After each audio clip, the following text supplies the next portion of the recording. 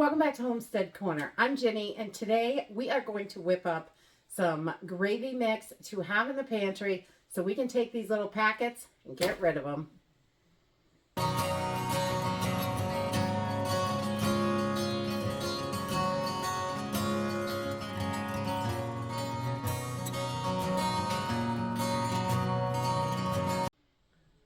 So those little gravy packets you buy at the store are super easy and convenient. And I cannot say I've never bought them. I definitely have. But we have recently, in the last few months, we started making our own gravy mixes because it is so much cheaper. It really saves a lot of money. It's super simple. It only takes minutes to put together, and then I've got the mix ready to go when I want it. And I can control the ingredients, so I know exactly what's in it. And we're only going to use 3 ingredients in this mix, and it will be shelf stable for 1 to 2 years, no problem. So let's go ahead and get started. We use the same recipe whether it is for chicken gravy or beef gravy. You can do this exactly the same way. So we're just going to use 3 ingredients. We're going to use a bouillon. I'm going to make chicken and beef today. I've got both of my bouillons out. And so we're going to use bouillon, just some all-purpose flour. You can use wheat flour. You can use whatever flour you want, but you want all-purpose, not the self-rising. And then just a little pepper. So that's it. It's really so simple and easy, and it literally just takes a minute to throw it together. So we're going to start off with our bouillon, and we're going to put 3 tablespoons.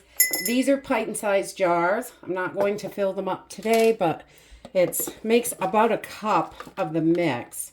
So we're going to do 3 tablespoons of our bouillon. We're going to get that in there. And this is going to give it a super nice flavor. And it has plenty of salt in the bouillon. So I'm not going to add any salt to this today. If you use an unsalted bouillon, you might want to put a little bit of salt in there. Not too much, or whatever you like. But today, these bouillons have plenty of salt. So I'm going to put 3 tablespoons of the beef in the beef jar.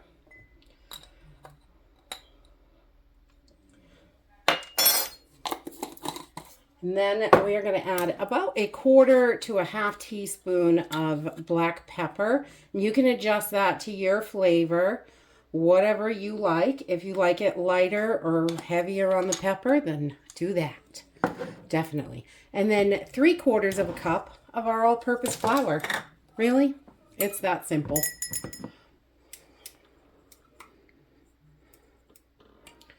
So we want about 3/4 cup, and we're just going to pour that right in our jar. And there is our chicken gravy. We're going to do another one, and we'll have beef gravy. And then we'll take our flour and put it into our jar for the beef gravy. There we go. That's it. It's really that simple. You've got your mix all together. This is so easy to make when you're ready to make it. I just put my lid on, and we're going to shake this. And there's plenty of room in here to just shake these. You can mix it up with a fork if you want, or you can do it any way you like. You can put it in a bowl and then add it to a jar, or I just like to do it right in the jar because, you know, less dishes. And we're going to do the same with our beef gravy. Just give it a good shake until it is completely mixed. So once you have your gravies all mixed, you can store these in your pantry until you're ready to use them. When you're ready to use them, you're going to need some butter and water, and that's it. So let's go over to the stove and whip up a batch of gravy.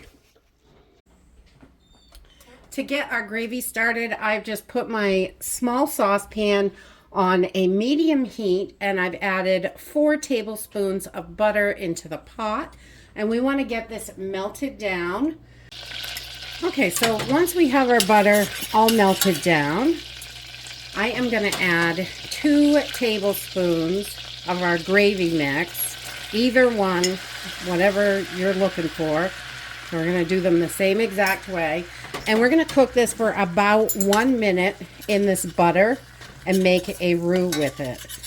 So this is going to cook off that flour flavor. You just want it to Let it cook for about a minute. You want to continuously stir it.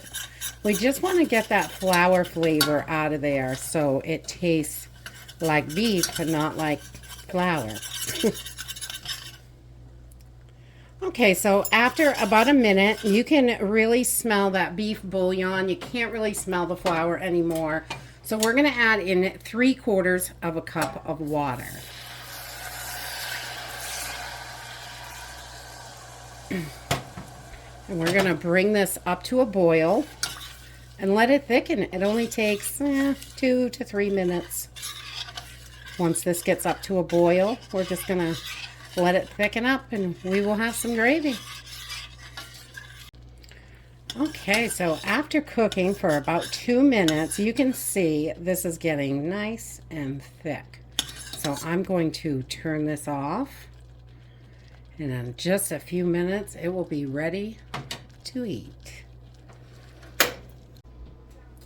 So we just let our gravy sit for a minute or two longer, and it thickens up really, really nicely. And this makes such a nice, easy gravy. So simple. Each batch, each one of those jars is going to make about 8 of these batches. So you've got it on hand, you're ready to go. And they'll last for a year or two, maybe longer in your pantry, depending on your storage, how you store them, what you store them in. But at least a year, could be many, many more years, definitely. And that's it. You control the ingredients and you save a ton of money. This takes pennies to put together, and you've already got all the stuff you need on hand right in the pantry. And that's it for today. I hope you enjoyed this video, and I hope to see you next time. Bye.